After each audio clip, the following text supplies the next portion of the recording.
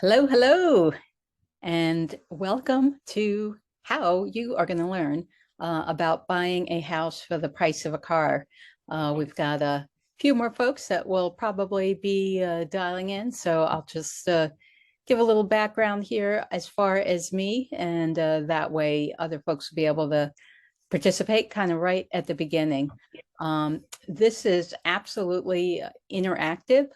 So I want you all to feel free to ask questions. Even though this is a session that I feel like I can hear a little bit of an echo. Let's just see here.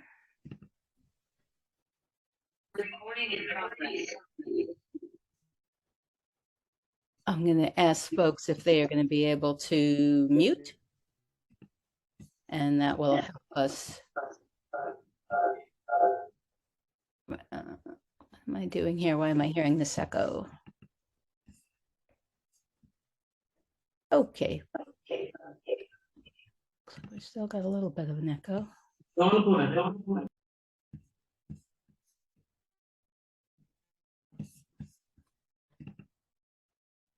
Okay, I'm just admitting a couple other folks here.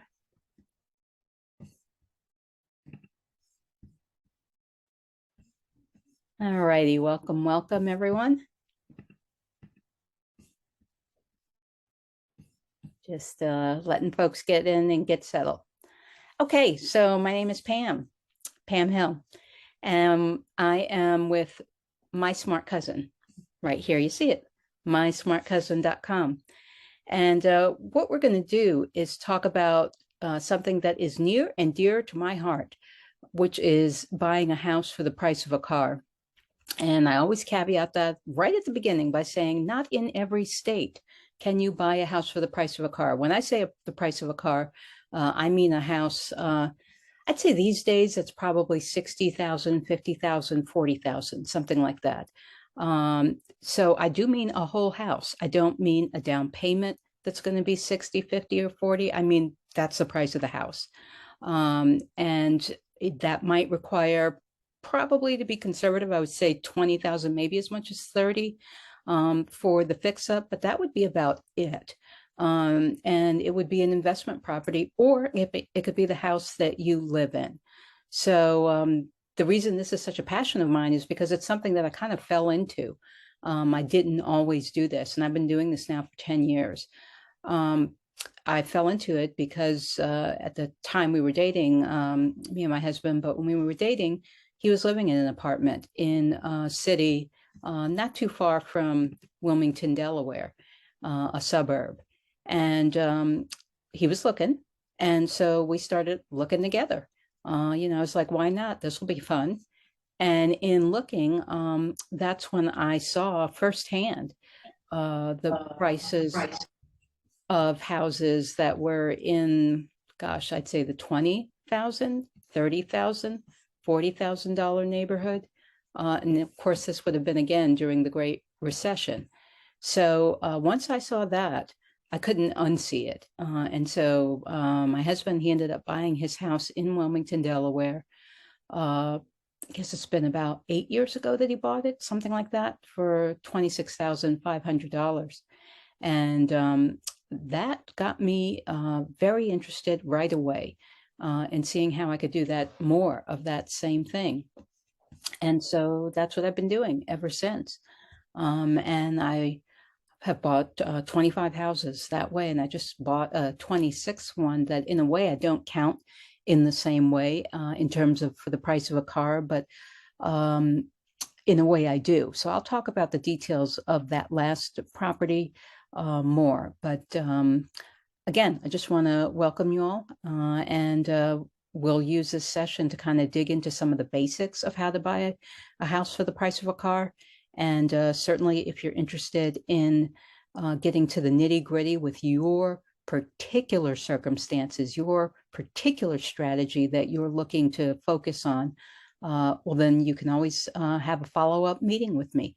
Right now we're doing a special that we call 30 for 30. So $30 for 30 minutes. And that's just to really begin to explore what it is that you're looking to do.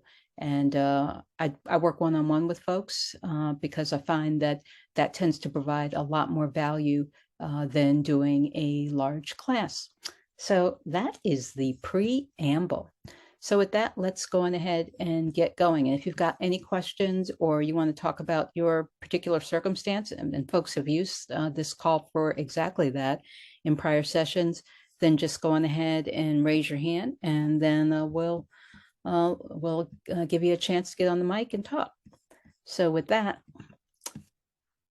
as I said, my company is called MySmartCousin.com, and I call it that because I really am kind of that smart cousin in the family who, not to say I'm the only smart cousin in the family. I'm blessed to have a family full of smart cousins, but I'm the one that's going to always follow up and say, hey, I remember last time at the family reunion, you talked about, I don't know, getting involved in a 401k, maybe starting one for the first time, or doing some level of saving, or you're tired of renting and you really are ready to go ahead and buy a house.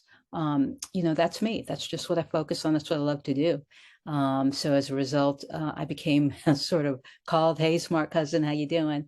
And thus my smart cousin as the business name. And it also is all about treating people like family. So that's another reason for that name. And then you can email me at info@mysmartcousin.com. And then outside of the housing journey that I've been on, prior to that, I was working. I was working for two energy companies, two big electric utilities. Exelon was one and Southern Company was another. And I reached lofty heights at those companies. I had a series of jobs from analyst all the way up to CEO and CFO of some of the subsidiary electric utilities that they had. So I was the chief financial officer of the electric utility for Jamaica, and I was the chief executive officer for the electric utility in the Bahamas. And they were both almost $1 billion companies. I had 1,000 employees that I managed, and so it was good stuff. And as I said, the real estate is something that I've just kind of come into over the past 10 years or so. So what I do, I need to update this little component here.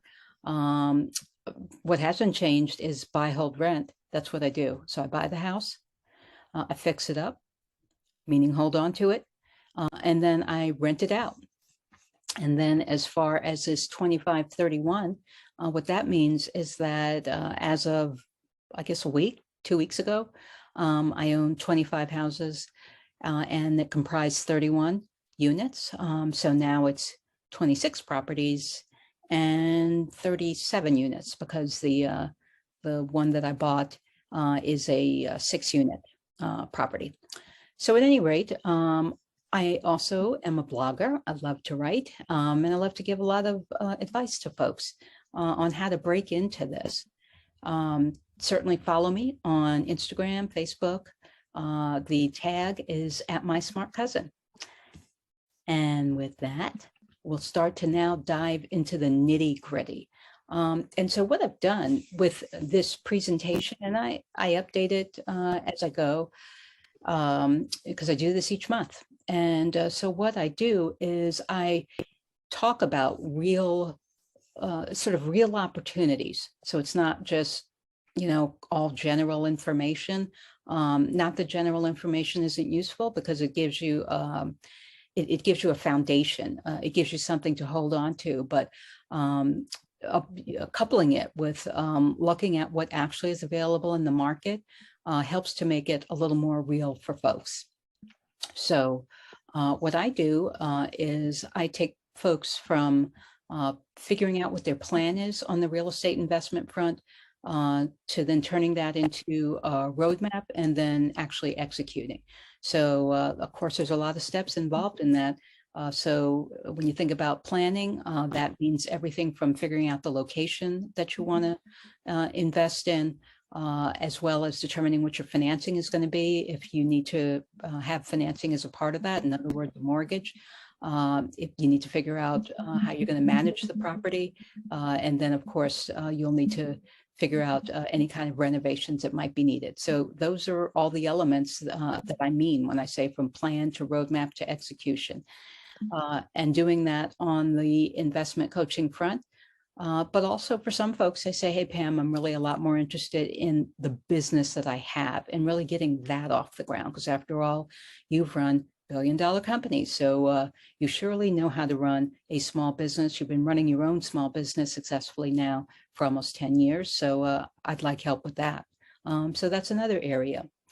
So this icon here that we're going to look at takes you to as soon as it opens up here, it takes you to there are so many of these kind of free links. And so I recommend using those in the beginning. Once you get kind of a head of steam under you and you have a portfolio, then it'll make sense maybe to buy some of these services where you can get a lot more detailed information about potential opportunities. But, you know, for folks that are still somewhat new, just use all the free information that's out there. So this is a commercial property specific link. And so as you can see, the name of the company is called Crexi, CREXI.com. And so the reason I put this here is so that we can see some of the properties that are listed. No, clearly this is not for the price of a car, right? But these are commercial properties and they're multifamily. So you wouldn't necessarily expect these to be $40,000, $50,000, $60,000. But I bring it up so that you can see that there's still quite a bit that's out and available. Let me just see here. Okay, good. That's out and available at not too high a price tag. In other words, what the price of just a regular house now is, and it's certainly higher than that in a number of other places. Let me just see here, admit and admit. All righty. So here we are, as I said, in Crexi, and sorry, as you can tell, I'm driving at the same time that I'm doing this, but you can see some of the houses that are available. So first I'm going to navigate you, and I should say, I don't work for Crexi. I don't have any affiliation with them. I don't care if you use Crexi or not. I just find it useful. And so I like to share what I think is useful with other folks. Certainly if you've got another favorite commercial filter, as it were, feel free to put that in the chat so we can let folks know about that too, or let your fellow colleagues, as it were, for this next hour know about it.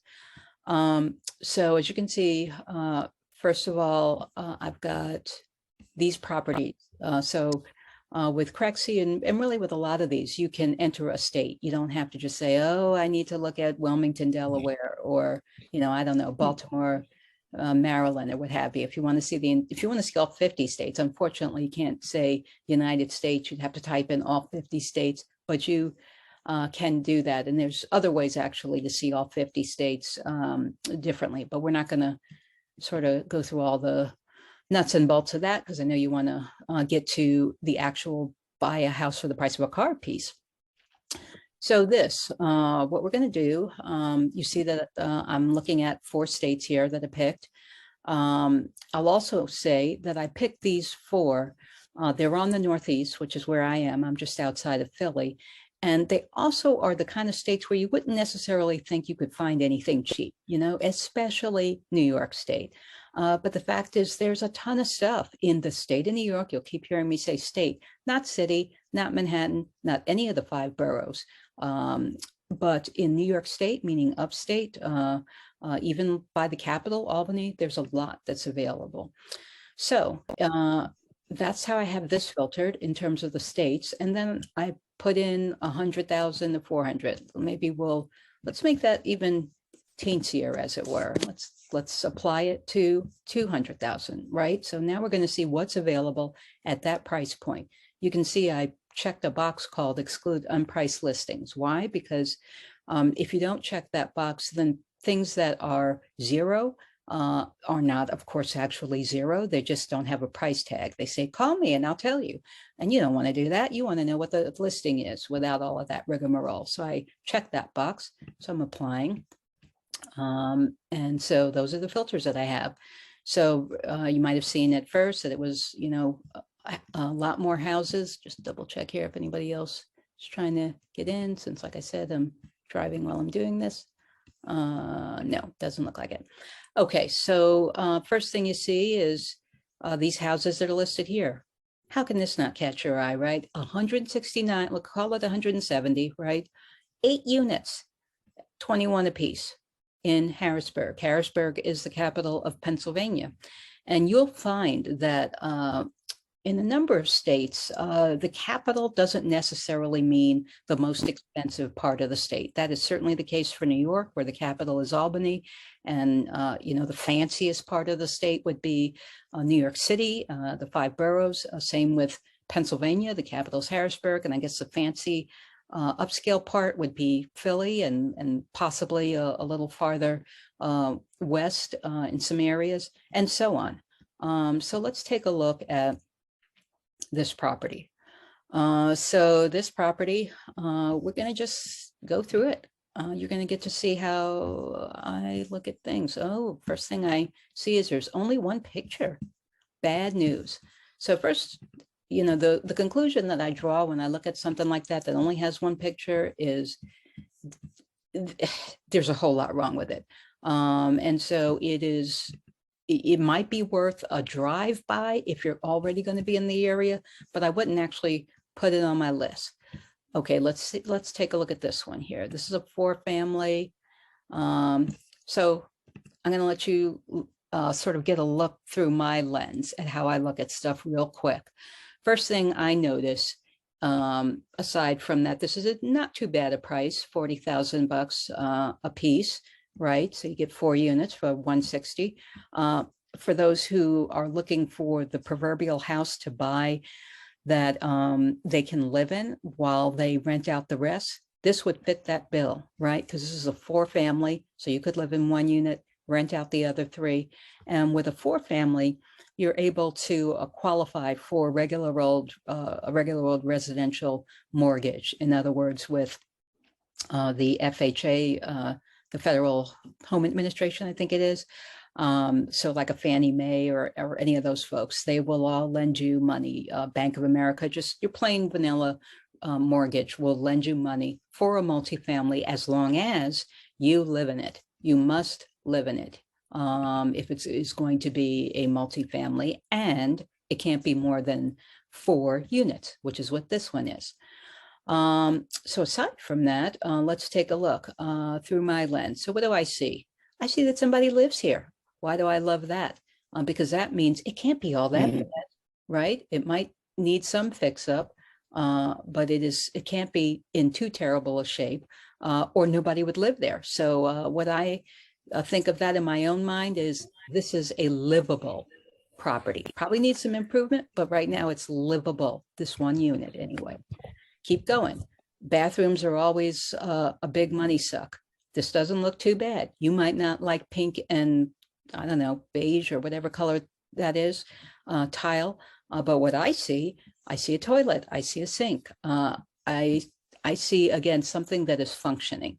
And so it's not going to cost a lot of money to fix up. Here must be unit number 2 that, again, looks pretty good. If you don't like, I mean, we're talking cosmetics from what I can see so far, right? Painting and that sort of thing. Of course, we don't know what the roof looks like, but again, people are living here, so it can't be in too bad a shape leak-wise.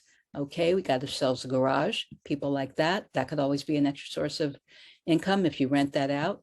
I can see that there must not be any air conditioning that's already built in to the ductwork. I didn't see if there were radiators or not, but I'm guessing so, meaning there's a steam boiler down in the basement. I don't know what kind of shape that's in. That's when I said that it might cost you $20,000 to $30,000 to plan for the fix up. This is exactly the kind of house that I mean, that fits the bill of house for the price of a car. But again, this is the multifamily. It's 4 units, so of course it's more than the $60,000. And so your money on a house like this, let's keep going to see if there's going to be any surprises to the downside. No, they don't have many pictures. But your money on a unit like this is more than likely going to go maybe on some roof repairs, And so you'd get somebody up there to take a peek at the roof, maybe on that steam boiler that I talked about. I don't know. I can't tell if there may not be a steam boiler. It might just be gas furnace or oil, but maybe on the furnace. It might be on its last legs. Hot water heaters don't cost a ton of money. It's nothing but window air conditioning, so you don't have to deal with having to service that. And maybe the appliances could use a little fix me up type thing. That's about it. And of course, it already has tenants, so you could leave them there. So I give this one 2 thumbs up from what I see. So that just gives you a flavor. So let's now head on back to the slides. Go back here, shrink that up. All righty. So as far as who we help, so gotta admit Joseph here. So our sweet spot is really folks who are looking to buy and either hold or buy and flip. As you heard me say, I'm a buy and hold type person. Why? Because I focus on houses that cost the price of a car. My cheapest house that I bought was $2,500 in New Jersey. My most expensive house was $35,000, and it's not an accident, right? I only buy in that price range, save for this last one that I'll talk about towards the end. And you'll see as we get clicking along here and start to check out other links. And again, this is just all the free links that are out there. This is not like the other ways that I also find houses. But you'll see that there's plenty out there every day, hundreds of properties that are in that house for the price of a car range. So when you buy at that price point, buy and hold and then rent tends to make the most sense. Why? Because when you buy a house that costs, oh, I don't know, let's say that the all-in after you fix it up and everything, it's $70,000. Okay. You're not going to be able to sell that house that very same year for, double. It's not going to happen. It'll happen over maybe 2 years, 3 years, 4 years. Courtesy COVID, everything has gone sky high. But in a normal market, the value that you're going to see in that house is in the rent. And then over time, maybe again in a normal market, we haven't been in a normal market because obviously COVID is not normal. But in a normal market, it would probably be about 10 years or so when that house is now maybe 2.5 to 3 times what you bought it for. And so now you've got the opportunity to flip it and for it to be worth your while. But to flip it where you fixed it up and bought it and it's a $70,000 house and now you're going to sell it for 90 and get 20. Okay, I'm not going to sneeze at $20,000, right? We'd probably all bend down and pick up a quarter if we saw it on the street. So surely we're not going to laugh at 20,000. But what I mean is that you are not going to get the kind of dollars that you can get when you're targeting flips. And so flips work better for houses that are in a great neighborhood, but they're not a pretty house. They're not the best house on the block. And you're probably not going to find those houses for house for the price of a car numbers. They're not going to be 40, 50, 60,000. They're going to be probably like 150, 170, 250 in a $300,000 neighborhood. And so then it will make sense to do that. So that's what there is to say about first-time real estate investors and the kind that I really focus on, those who are looking for buy and hold or buy and flip. A second group that I love to focus on and do work with is aspiring homeowners of single family or multifamily. So I started off by showing you that slide of multifamily so that you could see, I mean, that was just one property that we looked at, right? I didn't notice what state it was. I'm going to guess it might have been maybe Harrisburg again, Pennsylvania. But you can see that, especially if you're mobile, if you're not wedded to the city that you're in, as soon as we hang up this phone, you should get right on Crexy or some other site and start looking for where you're going to move to so that you can get a significant multifamily, not just a duplex, but a 4-family for not terribly much money and begin your real estate investment. Also, aspiring homeowners with single family. I focus on those folks if they are interested in that house for the price of a car number. So I don't tend to focus on homeowners who are looking for the American dream number. The average price of a house in the US these days is about $400,000. $400,000. Not that that's, that there's something wrong with that. For every season, it makes sense. To do what works for you and your family. But I just really like to focus on that piece of the market, especially folks who didn't think it could happen for them, right? Or they feel like, yeah, maybe they'll get there one day to be able to afford to buy a house, but one day feels like thousands of one day away type thing. But there are plenty of houses that are house for the price of a car that make for a suitable family home for you. And I'm Exhibit A. So me and my husband, once we got married, we ended up buying a house in not in Wilmington, but in the Philly area, not right in Philly, and just like a bedroom community of Philly. And Pam, it couldn't have been a $400,000 house because she's way beyond that. I used to live in that world, no more. And so the house we bought was $35,000, and we got that in 2016. Again, COVID has made everything go crazy. And so now that house is, I don't know, it's probably worth 170. And it's nothing fancy, but it's, it's in a good solid neighborhood. Where kids ride their bike type thing, up and down the street. So I just say that to say that if you are an aspiring homeowner, you're looking for a single family, you don't want all the headache of multifamily, house for the price of a car can also be for you. And then I also help folks who are on their startup entrepreneurial journey. And so love focusing on people who are like me, women, Black and brown folks, but, I focus on everyone, but I certainly do take a particular interest. And so if you're looking for a certification, you are a woman and you want your woman-owned certification, or minority and minority-owned certification, or vet, what have you. I've done that for myself, so I'm well experienced in it. And so that would be another area that I focus on. So now let's take a peek-see to the next one.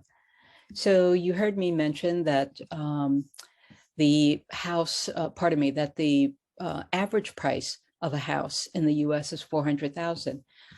428, and this is as of a couple of months ago.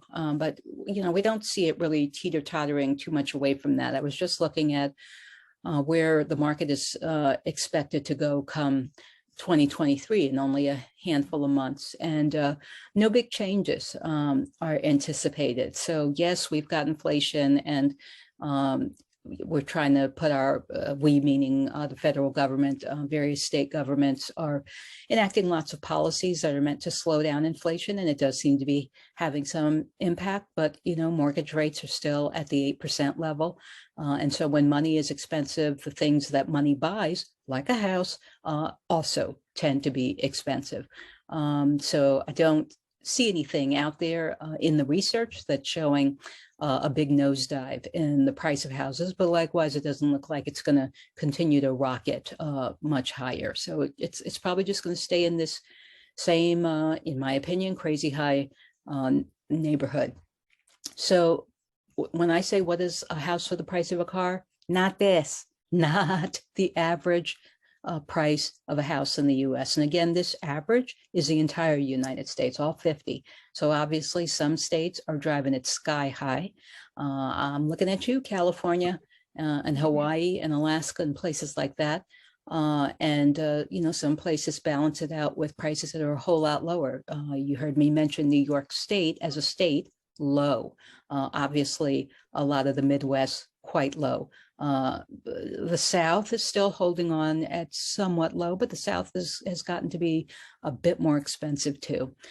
So for me, house for the price of a car means something that's less than 60. Again, I happened to get in the market when it was when 35 was possible. But even if you told somebody today that you bought a house, an entire house for $60,000, they would ask you every which way, how did you find it?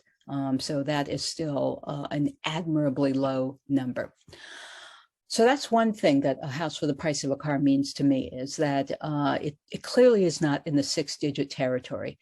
Second thing that it means to me, as a sort of a byproduct of that, is how long it takes to pay for it. So you can see the little boy with all 10 of these showing up. And to me, that's how long a house for the price of a car should take. This many, 10 fingers, 10 years. And so I say that to the folks who are aspiring homeowners, or looking to, you're getting sick and tired of your instead this many, right? This person here, how long? A whole generation, 30 long, hard years, right? That's a standard number of years of a mortgage. And how can it not be when the average price of a house is over $400,000? But when you're talking about something that's in that 40, 50, 60,000 neighborhood, then you begin to see, oh my God, you really do mean for the price of a car, because car loans themselves are only 5, 6, 7 years. So that's another aspect of it. And then the last thing I mean about a house for the price of a car is that it looks like this. And you would have seen that first property that we looked at, it didn't have any pictures. So I don't know that it got to look like this. It might have looked more like this, right? Needed a wrecking ball as the renovation strategy. But for me, a house for the price of a car is one that looks like, look, there's a roof, there's a ceiling, there are windows. What do you know? There's a heating system in place, walls, doors. That sort of thing. Floors, as opposed to subflooring that we've now got to lay Luan and what have you over. And even, I'll go back again to the property that we saw, the 4-family, 170,000 listed right now today property, looked one heck of a lot better than this. It looked within a month or two of move-in ready. And the fact is, it is move-in ready because people are living there now. So now let's take a peek. Let's see what we can find. There's so many, as I mentioned, Crexie is but one, and they tend to focus on commercial. And then, of course, the Zillows and Trulias and Redfins and so on of the world focus on residential. I often tell folks that you would think all of these sites, since they're using the MLS, the multiple listing service, would have exactly the same data, but they don't. Their filters are different. And so Century 21 is who this is, this C21. And so they will show houses on their site that will differ sometimes from what you will see on Zillow. Zillow and Trulia are owned by the same parent company, so their numbers, their houses, right down to how they show them, tend to be exactly the same. All right, so let's do the old hyperlink click here and see what we see. So, this is live. In other words, this is not something where I went on ahead and did some kind of screenshot from months ago or even today and said, oh, let me just find the great ones. If you go on right now to Century 21 and filter the same way I have, this is what you're going to see. And so I do this so that you can see when I say house for the price of a car. Okay, so I did this under 75. So let's, I don't know, we'll go lower.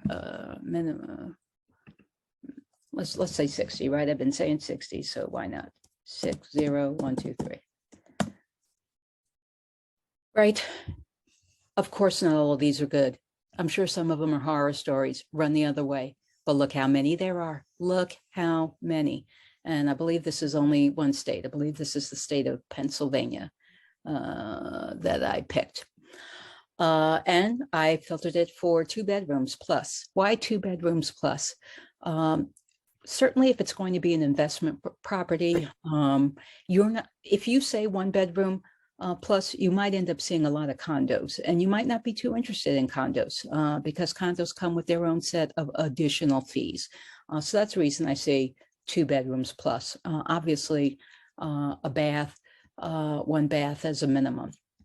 So now let's head on over to the right to see what we see. Well, what do we see?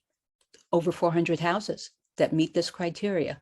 Now, I'm going to make a guess that I would say probably 40 of them we will love if we spent time right now and clicked and clicked and clicked. There'd be 40 where, and so that's not bad, right? Okay, that's only, what is that, 8% or something like that of this total, but still that's 40 whole houses in one state that are very good. So let's take a peek. Let's start looking. First thing we're going to do is I click on this and go down a little bit. Well, I won't go down too far, right? Because we're going to look at this. But before we do, I want to show you this. So for those who don't know, this, at least to me, this looks like a mobile home. And let me click on it so you can see it a little bit better. So a mobile home, you see this skirting is what they call it, around the perimeter, around the outside of the home. This is hiding wheels or whatever it is that the house would have been transported under, as it were. So if you have a vacant piece of land and you're like, oh, I'd love to put up a house, it's going to cost way too much money digging a foundation or, building it up, stick built type thing.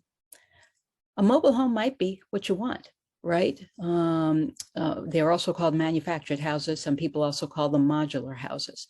So, don't throw too many sticks at a mobile home like, oh, that's just, some cheap broken up tin can thing. I would never live in that. This one here doesn't look too hot, I'll be honest. But then again, it's $29,000. What do you want? But certainly a brand new mobile home, a 2-bed, 1-bath like this, I don't know, it's probably about 50 grand or something like that. So I just mentioned that in case there's anybody out there that's got a piece of land and it's already, or thinking about buying a piece of land, that's how they want their house for the price of a car dream to evolve on several acres that they can buy for next to nothing these days for some, and then you just put up a house. But we're not talking that. Right now, we're talking investment. So as we look at this, let's just click through it. Let's see what we see. Okay, it's probably a propane tank, I would guess. And then the meters. And then here you see some more of the utility work. I have to apologize. I don't know my mobile home, so I'm not even sure what I'm looking at, but I'm guessing this is some kind of propane tank piping. And then we're seeing a shed and then some land. Now we've got the inside of the house. So they're giving you a sense of, if you were to buy this house, okay, it's not the prettiest house on the block, but once again, you could move into it. There's the hot water tank and so on. So would I ever consider this as, for me, a house for the price of a car? I would not. And the reason why is because unless you own this land outright, then you are renting the land, because mobile homes, manufactured homes, they're often zoned and built within a particular location. In other words, whatever's the name of the subdivision that you all live in, you can't just plop up a mobile home on the vacant piece of land in that subdivision. Instead, as you notice, or may have noticed, depending on where you live, mobile homes are often in something called parks, mobile home parks. And so these parks are investments. And so the person who owns the park charges a fee, essentially, to rent the land. That's how they make their money. So, and sometimes they also rent the property itself, the mobile home. So that just doesn't seem like a good investment to me, because then I'm basically at the mercy of whoever owns this piece of land. They could decide to triple it, and there'd be nothing I could do. But I bring that up so you can see it. Now let's go to this first one real quick, just to see if we see anything. Okay, so it's a $47,000 house. What do we like or hate about it? Okay, it's okay. This is looking more like that house that I showed you before. The one that was the wrecking ball and then not the wrecking ball. So as I look at this house, honestly, it's not too bad. This would be probably, just from what I can see, mainly cosmetics. Some folks might say, how can you say that? But it does not look in bad shape. If these windows hold out, you're in good shape. So this is probably $20,000 worth of fix up, but I would still keep looking. So let's just take a peek at one more just to see.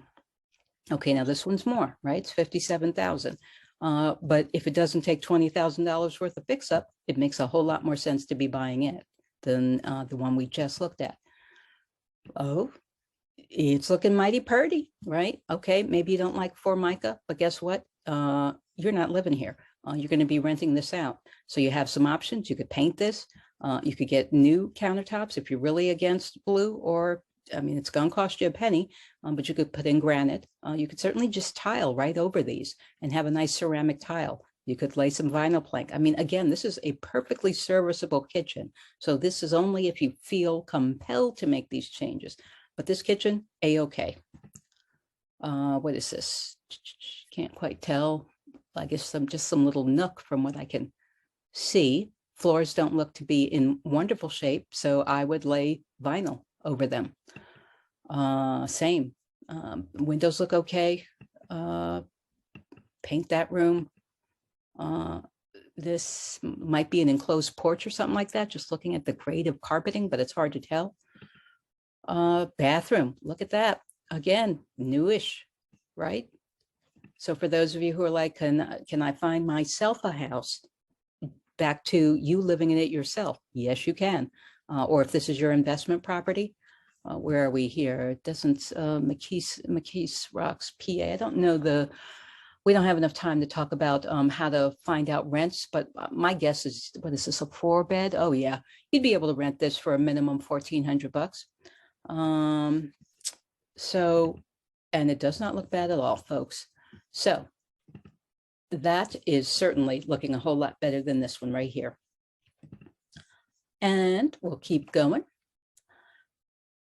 I'm going to go back for just a quick second here. Oh, okay. No, I was just making sure. Okay. And so I've given you a sense, certainly, of Pennsylvania, and given you a sense that this is real, right? This buy a house for the price of a car stuff. It's not just like, oh, lucky you some 10 years ago. No, it's today. We're looking at these sites as of today. And it's not just in Pennsylvania. I know I picked PA. Next time when I do this next month, I'll make sure to pick a different state to filter against. But it's in a number of places. Here's Baltimore, right? We'll just look real quick. So over the past 90 days, some 600 houses or 500 houses at that threshold that we like of 60,000 or less, and some 2,200 over the past year. Now I'm using Zillow, right? So that before I was using Century 21, now I'm using Zillow, just so you can see how they lay them out differently. I filtered for don't show me anything less than 35. Why? Because it's going to be terrible news. You know, if you look much lower than that, but do it. I suggest that you do so you can get a sense of it. And as high as 60 stuff that's for sale. One thing I will say, I'm probably just not able to find it yet on Zillow, but Zillow doesn't have the ability, or at least I don't see an easy ability to filter out auction. So when you see something that says auction, just ignore that. These houses aren't 35,000. This is just a teaser price.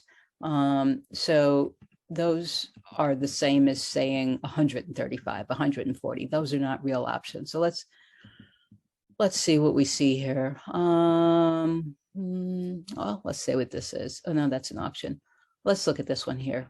It doesn't look like it's going to be all that wonderful. And does not appear to, well, hard to tell. I haven't looked at this, as you can tell. Okay, this is all just outside views. So again, when it's only showing you the outside, it's probably going to be a fair amount of work on the inside. We'll just go down just so we can see if there's going to be anything here that we can kind of quickly. We got a foreclosure. Those two they're not always cracked up. Yeah, it looks like Baltimore's is, as I said, some markets have gotten high. I'm pretty sure if we did the state of Maryland, we would find things. So sometimes just honing in on a city, you won't find as much. But I really bring this up so that you yourself know now how to go on ahead and start searching through. Okay, let's head on back and take a peek at who's next. Why, the great city of Chicago is next. So remember when I mentioned at in the beginning about the Midwest, as far as being low cost, in the South, maybe not quite as much. Midwest still is. And so all these states here, I mean, you see the big giant thumbtack, but you see Wisconsin and Illinois, Indiana, essentially surrounding Lake Michigan here, Indiana, Michigan up here. These states are all great states. You will find things for a low cost, kind of like how Pennsylvania, where you find things for a low cost. We'll just take a quick see. This here is Trulia. Oh, darn. Okay, home for sale. All right. Okay, so since we're doing it from fresh, why don't we just say minimum of 30? And let's do, you see how it says 50? I believe you can, oh no, I was gonna say, I think you can type in.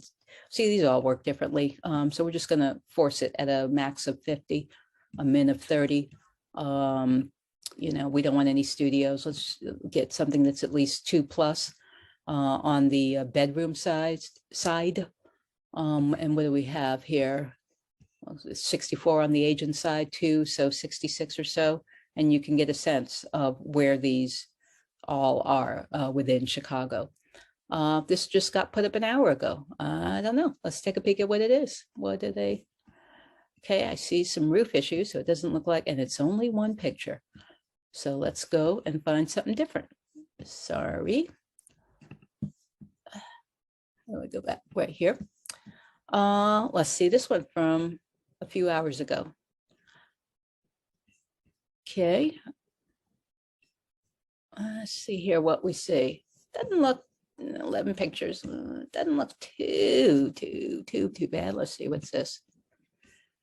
Don't know what's going on here with these walls. It's kind of strange because the floor itself is in good shape.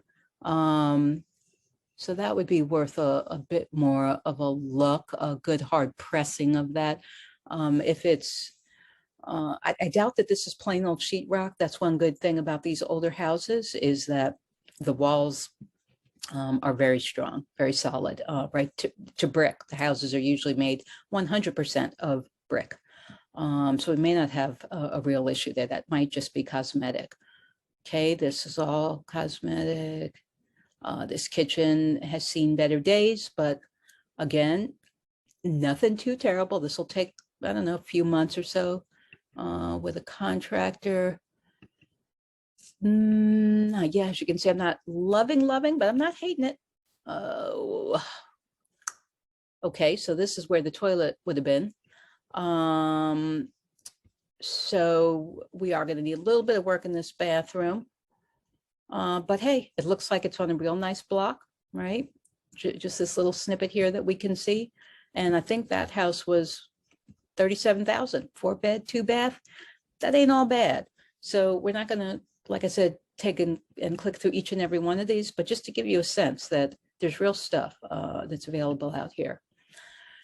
Okay, so now we'll go through just sort of where you can find these things. So in most of the US, as you can see, is the answer.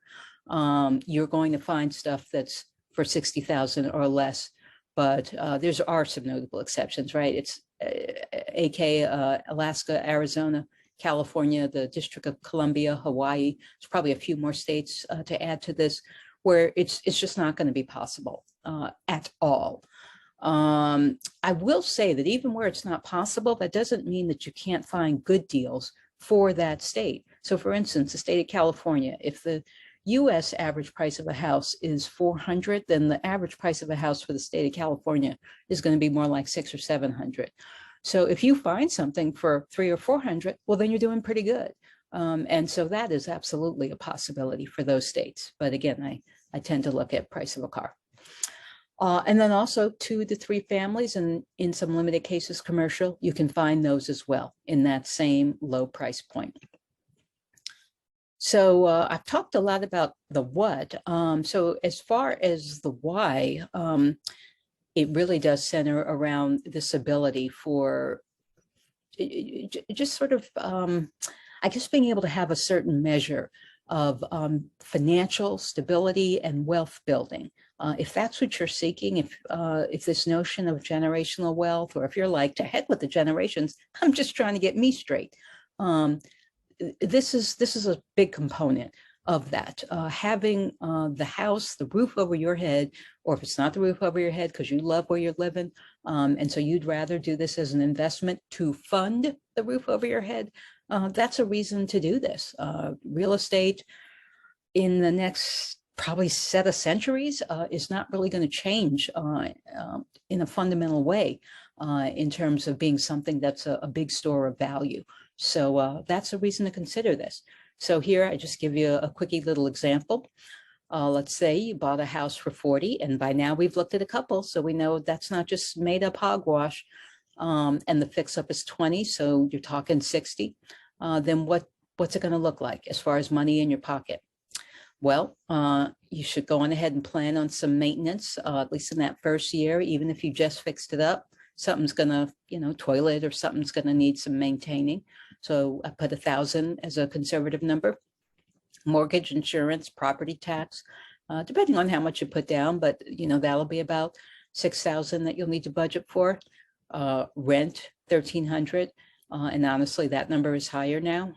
HUD just released their new fair market rent rates, and those went up almost 10% across the board in the US. But anyway, rent at 1,300 gives you 15.6, so that gives you an annual of 8 or 15% return, 14% return on something that's fairly stable. All right, I'm not saying get out of the stock market or your other investments, but this needs to be a part of it. And on top of all of that, on top of that return on investment, you've got the lottery ticket value of your property. Lottery ticket meaning if your property that you buy ends up being the next Brooklyn of its time, as it were, and so a $60,000 house suddenly becomes a $2 million house in a short matter of 10 years or something like that. Well, that's a lottery ticket, right? That's the lottery ticket value that a house for the price of a car has. And it certainly will have value even outside of, ballooning to many hundreds of thousands of dollars in profit. The other things that you can do with real estate, be it house for the price of a car or not, there's short-term rental. Obviously, Airbnb is under a lot of pressure in many neighborhoods, so you have to look and figure out, or if you worked with me, then I would figure out and look at zoning rules and see what are the permissible areas where you could be doing this. Traveling nurses is a big thing. If you live near a hospital, a large hospital, or interested in I don't know, Houston or areas that have a lot of those kinds of high-end medical facilities, your traveling nurses are going to pay big dollars for a 6-month type place. Also, long-term rental. If you're just renting it to regular folk, let's say folk who get a housing choice voucher, what was called Section 8. In a lot of states, rent relief is still available, and not just for Section 8, but for anybody who was hit by COVID.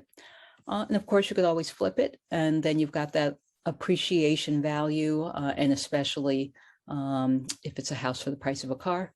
And then there's all kinds of other things you can do with houses these days. You can rent off parts and bits and pieces of it. Remember that garage I showed you for that other house, the very first one we saw, and I said you could always rent the garage. There are people, believe it or not, who rent their garage to folks who don't want to pay the high prices of public auction or whatever the name of some of these storage places are, U-Haul, what have you. So where do you find these houses? Well, you saw me going through it, right? You saw me on Zillow and Trulia and Crexie. I didn't do Realtor or Redfin. I did Century 21, but they're there. They're right there in front of everyone's eyes. It's just that you're not looking, but now you will. And single family, multi-town, commercial, even farmland, which I didn't show you, but there's plenty of that too. Remember when I was talking about the manufactured house, that could be a good location for one. And then real estate owned listings is another source. And then these entities all are real estate owned listing sites. So the federal government, they're in the business of really lending money. In other words, being a mortgage backer or holder. But when they find that the person who was supposed to pay the mortgage is suddenly unable to pay the mortgage, now they get to own the house. They don't want to, so they are in the business of selling houses, all these entities. Same thing with local governments. I've bought houses this way, land banks, municipal, county sales, auctions. Same thing with the private sector. And then how do you finance it? Again, we would come up with your financing strategy if you're not going to buy it outright. And I know that sounds ludicrous, but hey, when it's the price of a car, it's not as ludicrous as you think. So if you get financing, there's plenty of it. Fannie Mae, HUD, USDA, if it's going to be in a rural area. And rural doesn't always mean like out in the sticks. There are plenty of areas in the US that you'd be surprised to learn are within US Department of Agriculture's area that they would finance. Homebuyer programs, tenant rental assistance, homeowner assistance, hard money lenders, land bank partners. There's a lot of places. So how do we get started? Developing a detailed strategy, timetable, and financing plan, and then implementing it, really not just like something else for your vision board, but something you're doing. That's how to get started. And so the specifics of that are the location, figuring that out, the property requirements, what the intention is for the property. That is, if you're looking to flip it, rent it, Airbnb it, live in it, and then the financing. And there's a lot of options there. And then ultimately, with the end goal being you doing this. And if you're like, well, I don't really want a house for the price of a car, I want something a little higher end, fine, we can look there, but I'm not going to be your specialist. Let's say if you're looking for multi-million or something, and I'm guessing if you join this call, you're not looking for that. So let's get started. If you're ready to move from vision board to action, if you've been kind of nervously, and maybe for good reason, because you're like, I ain't never done this. So yes, I'm nervous. If you've been nervously considering and you're ready to kind of have a confident hand hold you as you do this and hold you accountable too, and go forth and conquer, well, then that's awesome. 2023 is coming, and it's coming no matter what. So why not let it come with you tangibly putting forth your investment plan and really getting your house, getting your piece of this American pie. So you can sign up with me one-on-one. The interactive hands-on masterclasses that I do weekly also tend to be very small. Just I like to keep things small, intimate. That way we know that we're getting your questions. And as I said, we're doing the 30 for 30. 30 minutes for $30. And that way it's not me talking to everyone, it's me talking to you and dealing with the particulars of what you're looking to do. So with that, that is everything. So now let's see if I can stop sharing here. Alrighty. And so I invite you all to ask away with questions. And I know that can always be a little tough. Angel Hilton, I don't know if you want to say anything or ask anything. Thank you so much for calling on me. I don't have any questions at this time. Okay, good deal. Has any of this resonated with you? Yeah, it did. It was really interesting to see this. I love commercial properties, and I'm just learning more about commercial. So just seeing you navigate through the systems and just talking about it helped me understand it in a different way. So thank you so much. I appreciate that. Absolutely, absolutely. And maybe I'll call on Ravi next, but I guess before I do, so Angel, you mentioned something and it made me remember, oh yeah, that's right. I said I would talk about that. And what you just now mentioned was commercial. So this 26th property that I bought is a commercial one. So in my mind, so this was a property that it's a rooming house, and I never planned on getting in the rooming house business, but so sometimes when you see an opportunity, you're like, okay, this looks like a good one. Let me investigate. And I found it just how I've been telling you all, Zillow and what have you. I was on, I want to say Century 21 site, but I didn't see it on Zillow's site. And so it's in Jersey. And it was, I got it for 110,000 and it's six units. And this is the kind of property that in my mind, still is a house for the price of a car. And the reason why I think of it that way is because remember when I told you that generally you can't look to these kinds of houses when you buy them at a cheap price point and expect to be able to see money grow on trees, as it were, in a matter of a few years. And that's true. But then again, here we are in COVID season. So money did grow on trees for a lot of houses. So one of the houses that I bought in 2018 was 15,500. And that house I'll be selling. And at some point I'll have to do another one of these sessions and talk about a particular tax structure that I'm using, reverse 1031 exchange. But anyway, the short story is that in my mind, that house for the price of a car has now sort of converted itself or served as the capital for this $110,000 house, because the 15.5 house is now more like a $150,000, $160,000 house. And so not only does it mean that you get to buy another sort of better property with your house for the price of a car house, but you also get to, you know, double, triple your revenues because clearly with it's 6 rooms plus a parking lot that's also rented out. So there's that. Ravi, do you have any questions?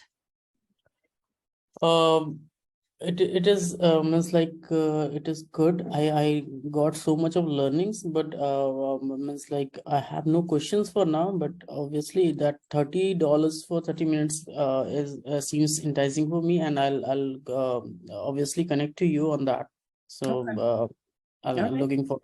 Yeah. Awesome. That sounds good. Yeah, you were one of the first ones who was on the call, so I wanted to make sure if you had any questions that I got with you. All right. Does Thank you. anybody else? You're welcome. Does anybody else have any? Anybody want to pipe in? All right. Well, I always like to get feedback on these. So if you guys don't mind giving me a thumbs up, or if you're like, this was terrible, Pam, I'm going to give you some constructive feedback in the form of a thumbs down. Then please go right ahead too. Thank you, John. I appreciate it.